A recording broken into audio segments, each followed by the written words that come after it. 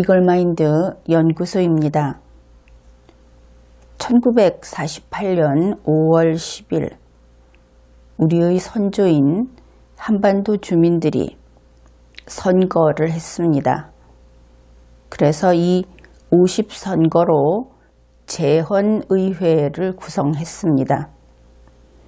일반적으로 학생들에게 가르칠 때는 이것을 국회를 구성한 것이다 이렇게 가르치고 있는데 그것은 정확한 표현은 아닙니다.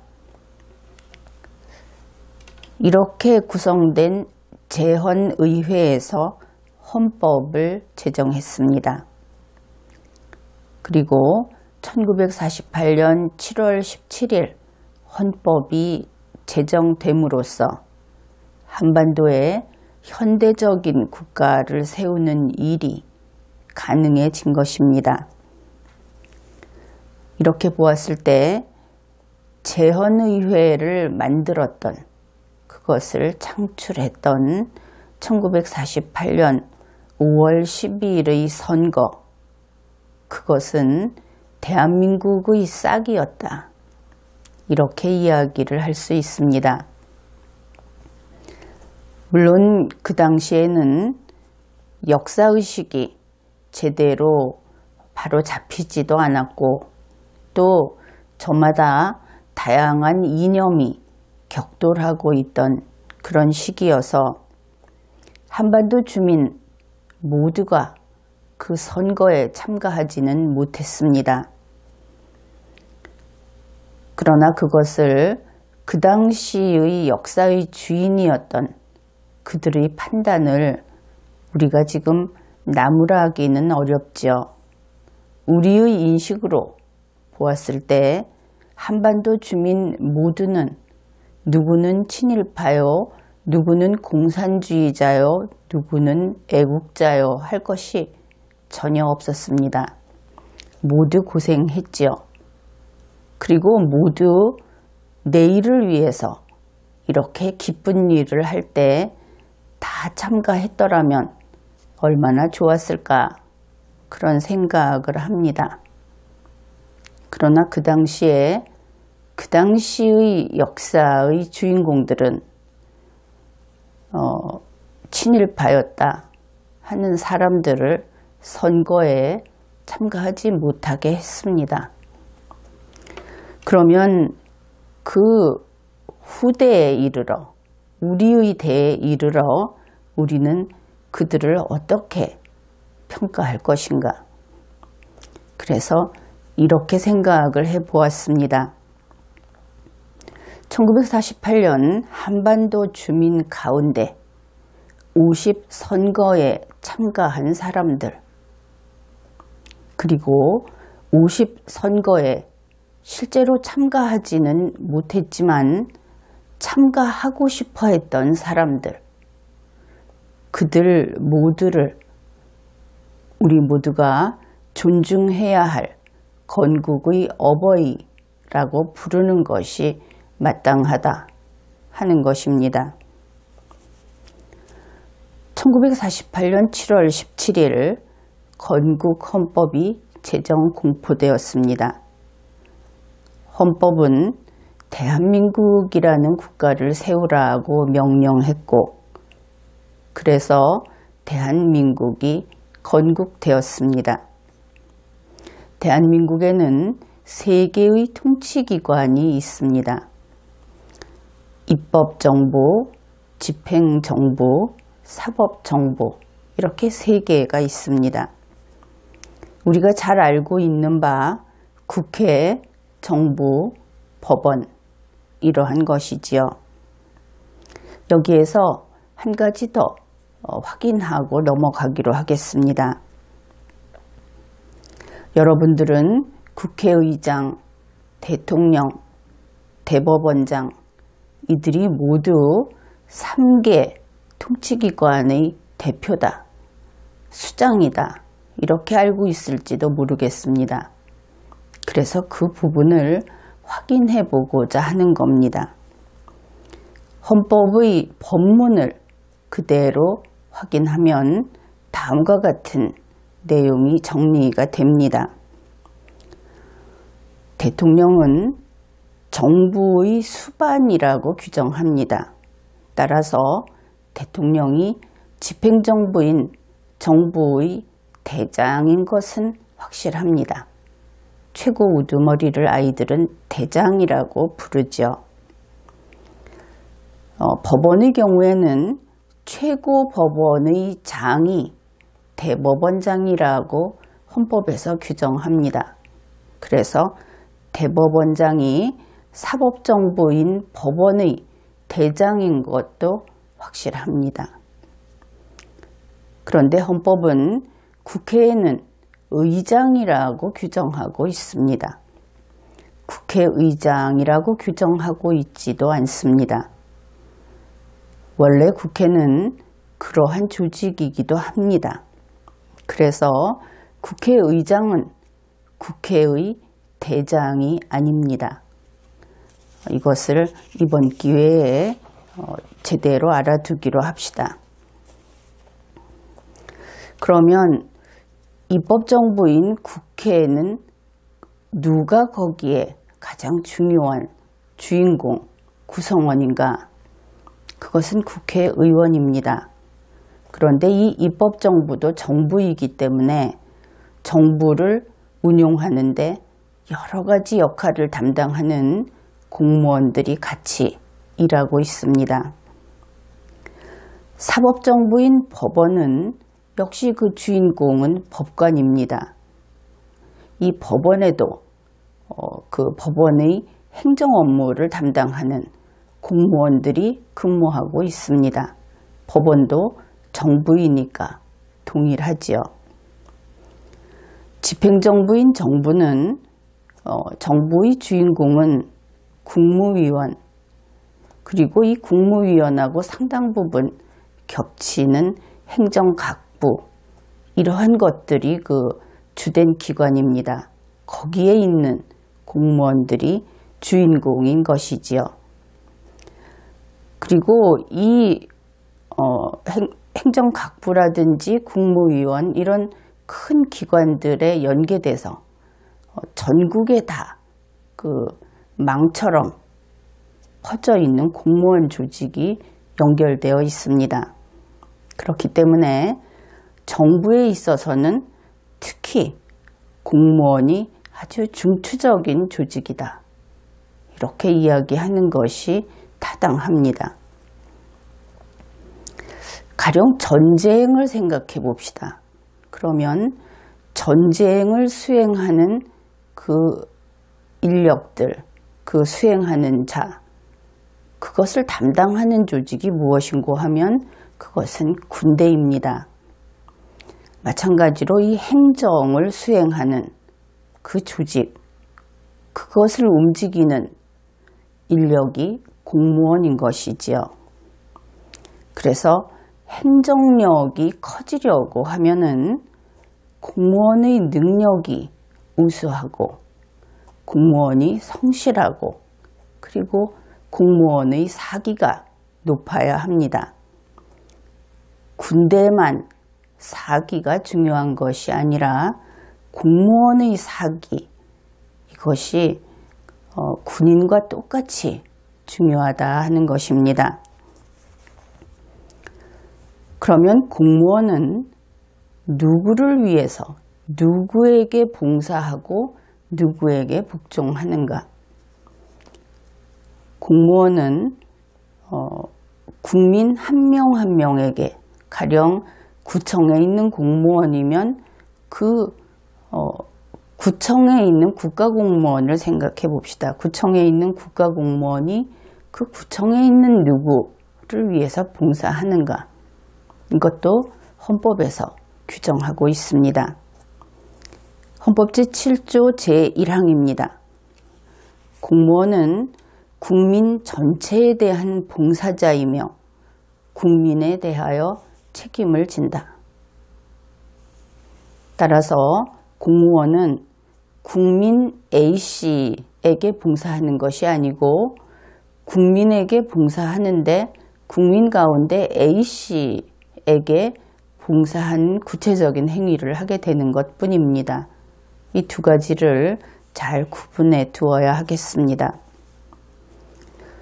공무원은 그러면 어떤 법적 지위를 누리는가?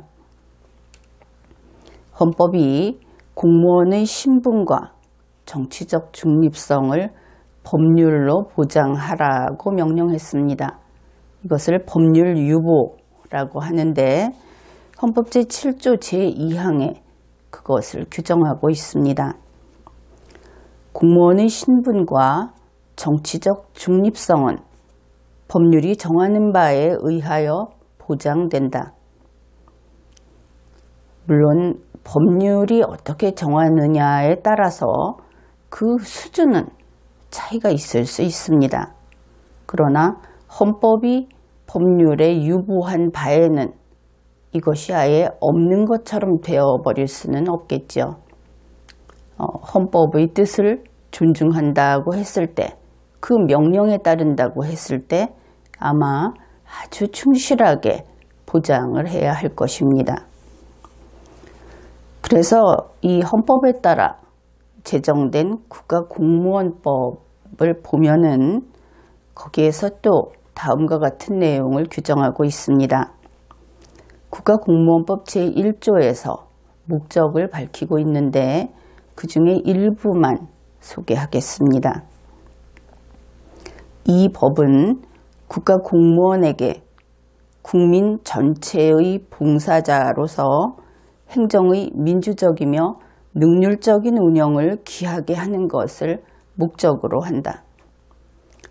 역시 공무원은 국민 전체에 대한 봉사자입니다. 그러면 공무원은 어떻게 해야 하는가? 공무원은 헌법을 준수하고 법률을 준수하고 헌법과 법률이 정한 시스템을 준수하면 됩니다. 그것으로 다 되는 것입니다. 헌법과 법률이 정한 시스템을 준수한다 하는 것이 무엇인가? 그것이 바로 공무원의 상명하복관계를 정한, 임무의 범위를 정한, 그리고 누구의 지휘 감독을 받는지 그것을 정한 헌법과 법률에 따르면 되는 것이지요. 그래서 이 시스템이라고 하는 것을 다른 말로 바꾸면 상급자, 지휘 명령권자에게 따르는 것, 이렇게 쉽게 표현을 바꾸어 볼 수 있습니다. 그래서 공무원은 상급자의 지휘 명령을 따라서 그가 지시한 그 내용을 헌법과 법률에 정한 그 절차와 그것을 통해서 이행하면 그에게는 더 이상 아무런 책임도 묻지 않는 것이, 그것이 대한민국의 시스템입니다.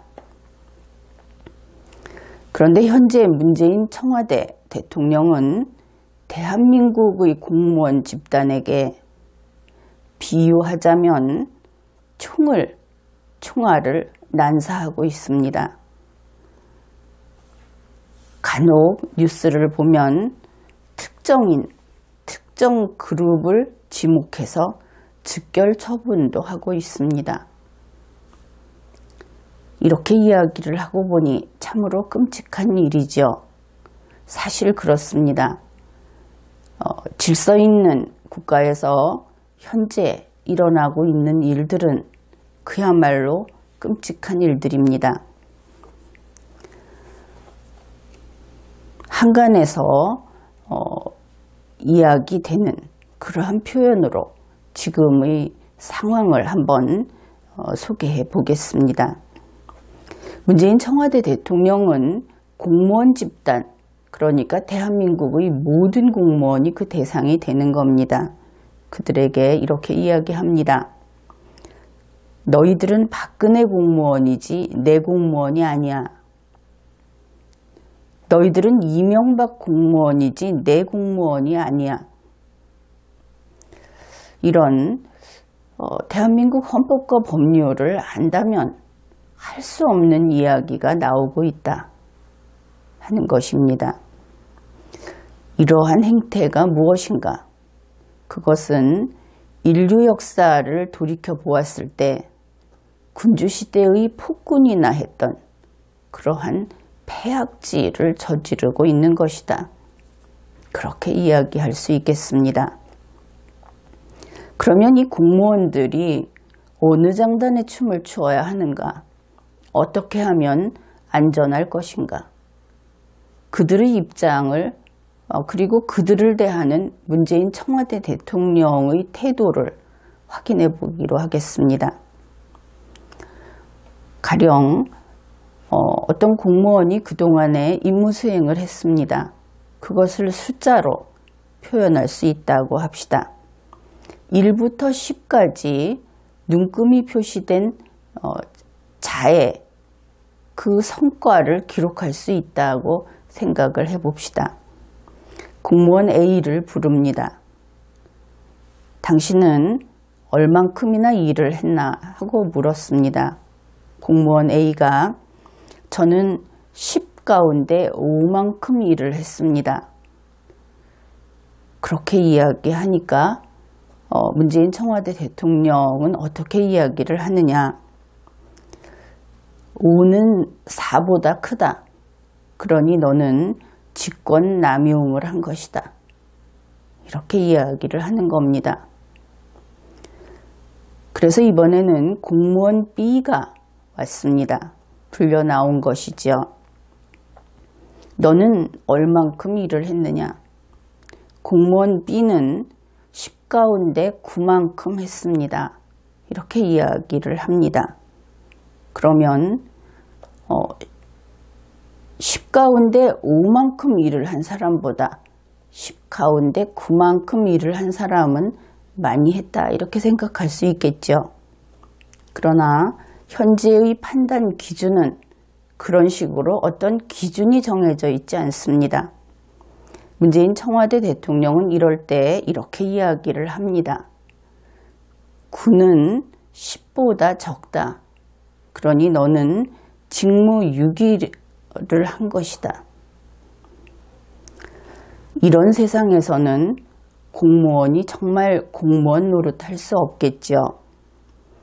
그러면 과연 어떤 숫자가 나오면 만족하겠는가? 공정한 숫자는 몇인가? 이렇게 물어도 아무 소용이 없습니다. 그 기준은 문재인 씨 마음속에 있기 때문이지요. 이러한 것을 제 맘대로 한다. 전단을 저지른다. 이렇게 표현을 합니다. 지금은 예를 들어서 이야기를 했는데 이 구체적인 사례는 리걸마인드 연구소의 이전 강의 가운데 박승춘 전 보훈처장과 관련된 그 강의를 확인하면 되겠습니다. 결국 공무원은 신분이 붙어버린 겁니다. 대한민국의 헌법에서는 모든 국민은 법 앞에 평등하다. 그래서 법 로봇인 공무원이 신분이 있을 수 없죠. 그들은 법 앞에 평등해야 되고 단지 그들이 어떤 상명하복 관계가 된다는 것은 법적인 근거가 있을 때 그 법상의 임무를 수행할 때 그때만 있는 것입니다.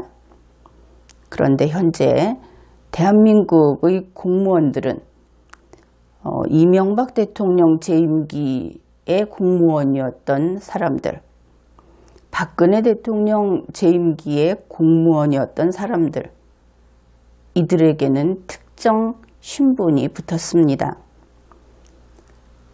일종의 천민계급이라고 해야 하겠죠. 이들은 그 전직 대통령 당시에 공무원이었던 것이 죄가 됩니다. 그리고 그러한 것들이 일종의 연좌제처럼 작용하고 있습니다.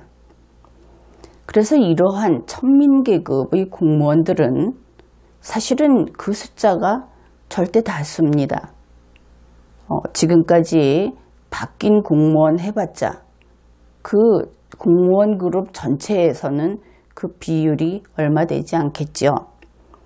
그래서 이들은 고개를 푹 숙이고 지명당하지 않으려고 이리저리 피하는 그런 상황에 처해 있습니다. 2017년 5월 9일에 그 이후 새로 임용된 공무원들을 제외하고 모든 공무원은 바로 천민이고, 또 그 중에서 이전의 대통령들이 주력 정책을 집행할 때 거기에 관여되었던, 다시 말해서 좀 더 유능하고 두각을 나타냈던 공무원들은 모두 적폐의 대상이다. 이렇게 되어 있습니다.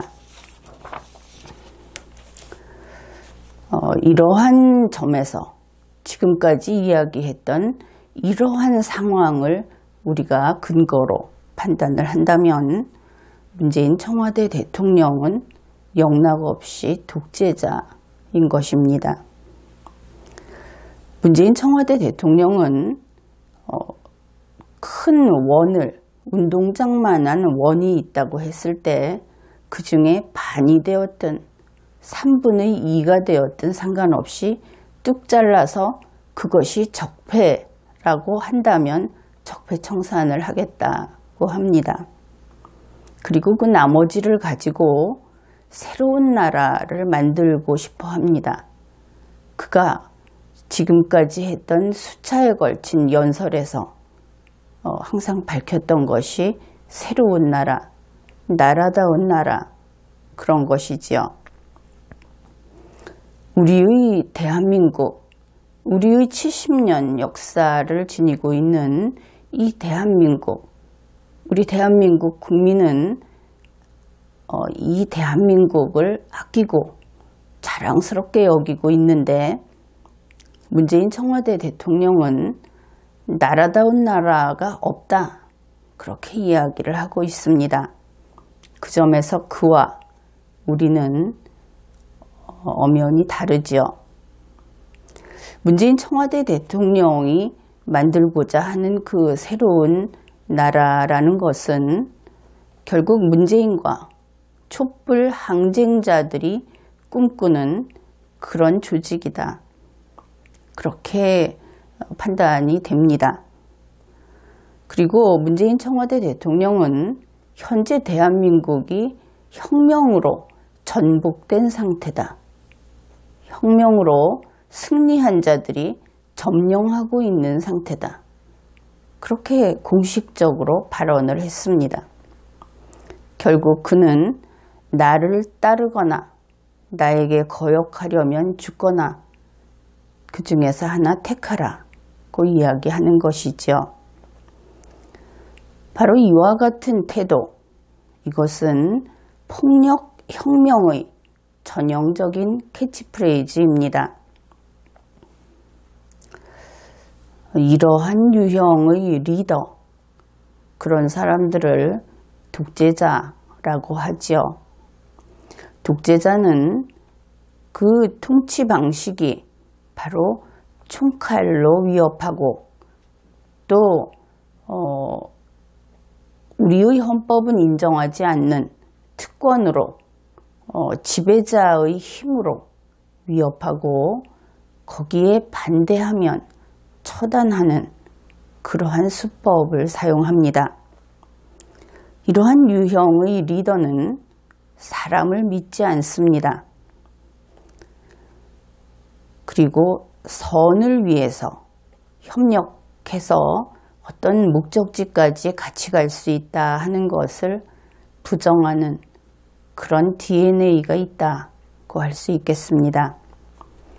사람을 믿지 않는 리더는 계산은 잘합니다. 그래서 가령 선거를 할 때 그를 돕는 조직을 한번 만든다고 우리가 가정을 해봅시다. 그런 경우에 선거를 치르고 나서 승리했을 때 이러한 유형의 리더는 어떻게 하는가? 그는 사람을 믿지 않기 때문에 거래의 상대로만 생각을 합니다. 그래서 선거에 기여한 자들에게 가령 500원이건 1000원이건 그 기여한 정도에 맞춰서 값을 지불합니다. 그렇기 때문에 이러한 500원이나 1000원을 받지 못한 사람은, 선거에 기여했으면서 받지 못한 사람은 버림받은 것입니다. 무시당했던지 아니면 배신당했던지. 그래서 이렇게 계산이 분명한 독재자 타입의 리더에게 있어서는 그가 혈통이 같은 사람이 아닌 다음에는 이런 식으로 버림받은 다음에 예정을 기억해 주기를 바란다든지 혹은 안면을 인식해 주기를 바란다든지 하는 것은 부질없는 일입니다. 그들은 적이 아닐 뿐이지 모르는 자들인 것이지요. 그런데 이와 달리 자유, 그러니까 프리덤, 자유와 선을 추구하는 DNA를 가진 리더들이 많이 있습니다. 그러면 그들은 같이 선거를 치르고 나면 어떻게 하는가? 선거에 기여한 사람들에게 500원이나 1000원씩 기여한 값을 주지 않습니다. 물론 그들은 공짜로 부려먹었다, 이런 소리를 들을 수는 있습니다.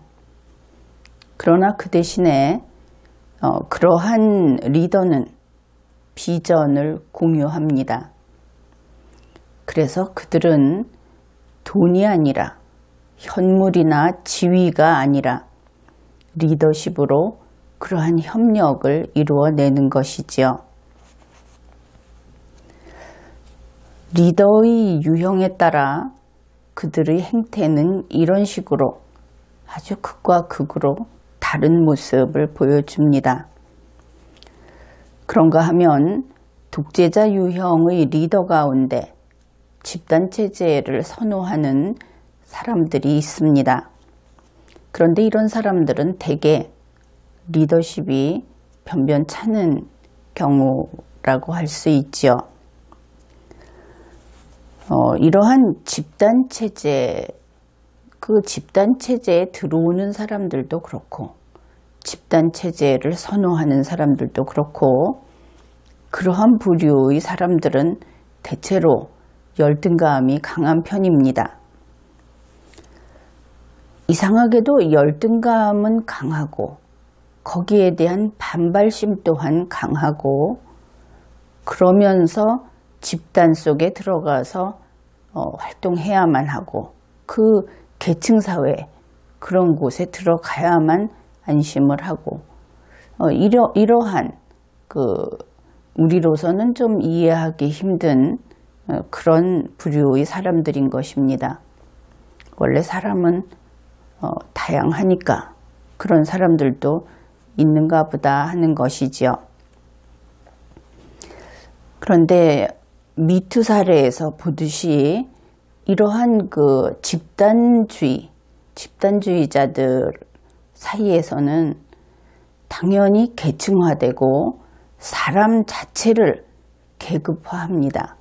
본인들도 거기에 순응하는 것을 알 수 있습니다. 이러한 것이 좀 더 탄탄해졌을 때 우리는 꼬뮤니즘이라고 이야기를 하고 꼬뮤니즘은 공산주의 이렇게 우리나라에서는 알려져 있지만 집단주의, 그것이 꼬뮤니즘의 가장 본래의 의미입니다. 이 꼬뮤니즘하고는 또 다른 정반대의 세계가 있지요. 다른 철학을 지닌, 그것은 개인의 자유를 존중하는 세계입니다. 이 개인의 자유를 존중하는 세계에서는 애초에 인간을 계급화하는 것 자체가 불가능합니다. 왜냐하면 개인의 자유를 존중하는 세계에 있는 사람들은 개인의 자유를 가장 중요하게 여깁니다. 그래서 내가 조금 더 갖기 위해서 남을 억압한다든지 혹은 주로 그쪽인데 그러한 것을 아예 바라지 않죠. 그 대신에 이 개인의 자유를 존중하는 그러한 사람들은 자신의 능력에 대해서 자신감이 있습니다. 열등감이 아닌 것이지요. 그러면 사람이 모두 다 1등을 할 수는 없는 일인데 어떻게 그런 일이 가능할까? 이렇게 물을 수도 있을 겁니다. 그런데 그것이 가능합니다. 바로 우리가 그렇게 살고 있고 모든 사람이 모두 다 1등일 수 없는데 어떻게 모두 다 1등일 수 있는가? 이렇게 정리가 가능한데 바로 그것은 사람이 모두 다르다 하는 데에서 아주 쉬운 답이 나옵니다. 사람들은 누구나 남보다 우수한 재능이 있기 마련입니다. 그 말을 역으로 이야기하면 어떤 사람도 모든 사람보다 우수한 재능을 다 갖고 있는 사람은 없다 하는 것으로 풀이가 되겠죠. 그래서 이것은 경제학에서 이야기하는 비교 우위, 그것으로도 설명을 할 수 있는 부분입니다.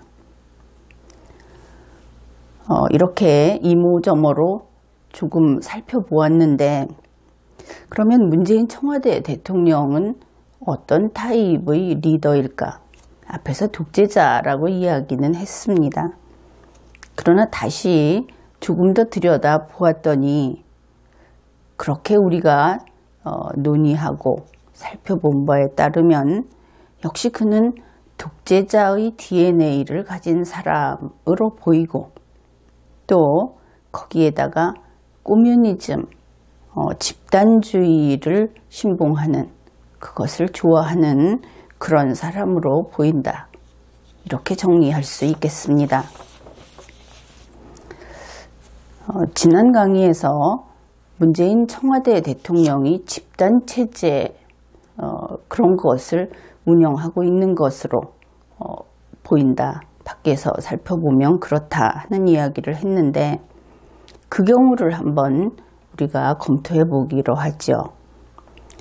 8사람이 있는 그 8인 체제, 그러한 집단 체제를 한번 가정해 봅시다. 8명이 집단 체제로 대통령직을 운영을 하고 있는데 그 중에 한 명이 시속 70km의 능력을 지닌 그런 그 문재인 공무원이라는 사람이 이제 70km의 차를 운전하고 있다고 합시다. 그 다음에 또 다른 공무원도 시속 70km. 그래서 8사람이 다 시속 70km로 달리는 자동차를 운전하고 있다. 이것이 출발할 때의 조건입니다. 이렇게 한꺼번에 쭉 달리고 있었을 때 대개는 이 시속 70km라는 것은 그들의 가장 잘 보여줄 수 있는 능력이죠. 가장 그 상태가 좋았을 때. 그런데 시간이 갈수록 속도는 떨어지게 되어 있습니다. 가장 좋은 조건에서 어떤 변수가 생기게 되면 변수 때문에 더 좋아지지는 않겠죠. 그래서 가면서 점점 속도가 떨어집니다. 여기에는 이들이 시속 70km 이상을 낼 수 없는 또 하나의 제약이 있습니다. 바로 그 집단체제라는 것이지요. 집단체제는 집단체제라고 하더라도 그 속에 분명히 계급이 있고 서열이 있다. 그래서 대표인 리더가 시속 70km로 달린다고 했을 때 나머지 7사람은 시속 70km를 넘을 수 없을 것이다. 그것을 알 수 있습니다. 만일 그보다 더 70km 이상의 속도로 달릴 수 있는 그런 사람이 있다면 아마도 그가 대표가 되었겠죠. 그래서 이 8사람이 시속 70km로 달리고 있다. 그러면 그 속도는 그들이 앞으로 나가는 것은 70 더하기 70 더하기 이런 식으로 가고 있지는 않죠. 집단체제니까. 그래서 70을 8번을 더해도 그것이 70이냐 70보다 못하냐 하는 결과만 나오게 되어 있습니다. 그런데 이들은 앞에서 이야기했듯이 능력의 한계가 있고 그 능력은 더 잘 발휘할 수 있는 기회는 처음부터 차단되어 있었다. 그래서 70을 8번 더해도 그 결과는 50 정도가 나온다 하는 것입니다. 현실이 그렇게 되는 것이고 행정력이라고 하는 것은 그냥 합산으로 나오는 것이 아니죠. 그래서 70을 이 8인 체제에서 8번을 더하면 560이 되는 것이 아니고 50 정도 된다 하는 것입니다. 그래서 이 집단 체제라고 하는 것은 애초에 리더십도 약하고 또 행정력도 약한 상태에서 시작을 하는 것이어서 사실은 C급들이 여럿이 모여서 힘을 보태서 무엇인가를 해보려고 하지만 역시 C급보다 더 못한 결과를 낼 수밖에 없다. 이것은 실제로 어떤 임무를 수행하게, 팀에게 임무를 수행하게 해보면 바로 확인이 되는 그러한 것들입니다. 한 가지는 이렇게 행정력이 그 수준이 떨어진다. 출발이 그랬기 때문에 또 철학이 그렇기 때문에 이것이었고, 그 다음으로 문재인 청와대 대통령이 지금 공무원을 채찍질로 부리려고 하는 그런 모습을 보이고 있는데, 그러한 발상 자체가 너무나 구시대적이다 하는 것입니다. 국가 시스템이 단순하고 또 행정 업무도 그렇게 복잡하지 않았던 50년 전이라면 그런 대로 유지는 할 수 있을지 모릅니다. 가령 행정 업무가 100단위만큼 수행을 해야 한다. 그런 경우에는 독재를 해도 좀 떨어지면 95단위 정도 산출이 되고, 또 경우에 따라서는 한 105단위까지 산출이 될 수가 있습니다. 그래서 독재를 하더라도, 그렇게 채찍질을 하더라도 국가 발전이 가능했던 것이죠. 그런데 지금은 국가 시스템이 아주 고도로 복잡화되어 있습니다. 행정 업무도 방대하기 이를 데 없는 것이지요. 현재 행정 업무가 가령 50년 전에 100단위였다. 그런데 지금은 1억 단위다. 이렇게 이야기하면 그 단위만으로도 아주 차이가 많이 나죠. 그런데 단위만의 문제가 아니라 일처리 방식도 바뀌었습니다. 시스템이 고도로 복잡화됐다는 것은 그만큼 시스템이 가동돼야 한다는 뜻이겠죠. 그래서 지금은 가령 1억 단위의 행정 업무를 처리를 하려면 1만 개의 팀이 협업을 해야 하는 그러한 일들이 발생한다 하는 것입니다. 지금은 그런 시대인 것이죠. 그렇기 때문에 이런 시대에는 공무원이 그 작업을 함에 있어서도 아주 정밀하게 작업을 해야 하고, 또 의욕이 넘치는 상태에서 그러한 임무 수행을 하고 협업이 잘 이루어져야 하는 것입니다.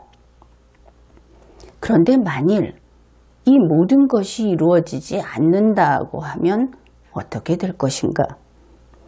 그 경우에는 50년 전처럼 10억 단위에서 조금 떨어지게 달성을 하든지 어쩌면 조금 넘게 달성을 한다든지 하는 일은 애초에 생기지도 않습니다.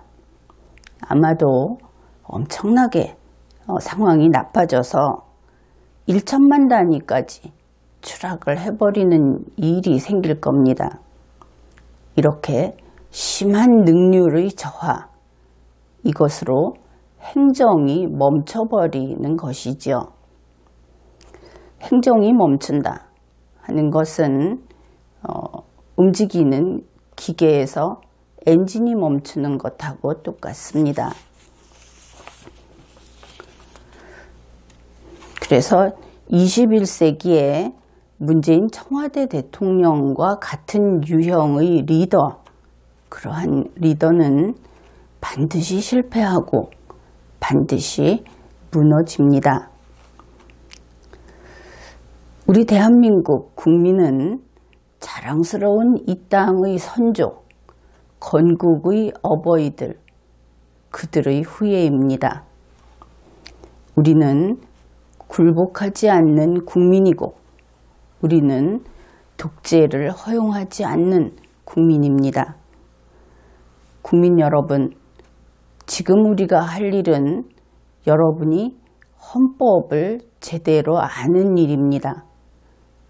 헌법을 안다는 것은 주권자를 주권자로서 그 권력을 제대로 발휘할 수 있게 하는, 여러분이 그냥 생각하는 것 이상의 대한민국에서 가장 강력한 힘을 발휘할 수 있게 하는 일입니다.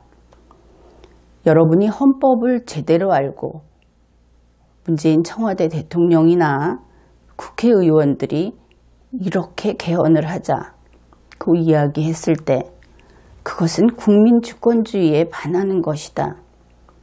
그것은 권력 분립을 깨트려서 주권자인 국민의 헌법상의 지위를 위험하게 하는 것이다. 그것은 민주주의에 반하는 것이다. 이렇게 이야기할 수 있을 때 그때 여러분은 대한민국을 지킬 수 있습니다. 우리 모두 헌법의 이름 아래 커다란 하나가 됩시다. 이번 회에는 여기까지 하겠습니다.